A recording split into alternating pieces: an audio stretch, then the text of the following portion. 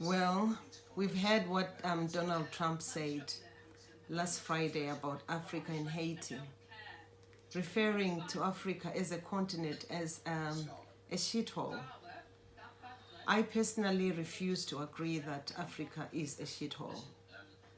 I know I've listened to a couple of videos by two African brothers who are agreeing with Donald Trump's statement that Africa is a shithole.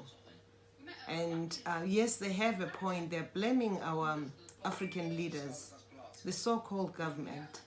The government that we have in place actually being put by these Western countries who once colonized us and broken the structure that was already there in Africa, that made us who we are and colonized us. Not only did they colonize our Africa as a continent, our land, taking away our land, our inheritance, rightfully inheritance, but they colonized our minds. The government that we have in place at the moment in Africa, the corrupt government that's there in Africa, they also work as robots for these colonial countries. They get detected too what to do for their people. So there is no independence for Africa as a whole. We need to have independence for Africa as a whole. Not to have people who detect to us and make us and turn us into charity baskets and then turn around and insult us and say that our continent is a shithole.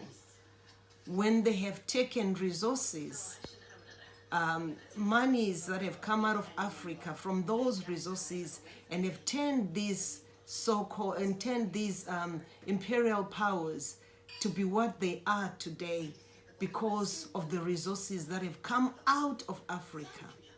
I am not a political analyst or a political student, but I have a mind that thinks. And when I listen to these things, these sentiments or statements that are said about Africa as a continent, and look down into history and see what these people have done when Africa and some Africans or African leaders who are coming up and who are strong, striving to change and make a change in Africa and restore the dignity that Africa once had. You find that all of these leaders, in one time or another, when these Westerners are not agreeing with these powerful leaders, they start to call them detectors. Who are they detecting to? If they're not doing what they want, they're called detectors, and they turn their very people against them. And they can bring up all sorts of coups and do all nasty things. Let's look at what happened to Mohammed Gaddafi. Let's look at what happened to Lumumba in Congo. We cannot go on trusting the Western countries. We cannot go on turning against our very own. We cannot go on sleeping as Africans and clapping hands to every insult that these people throw at our doorsteps. Thank you.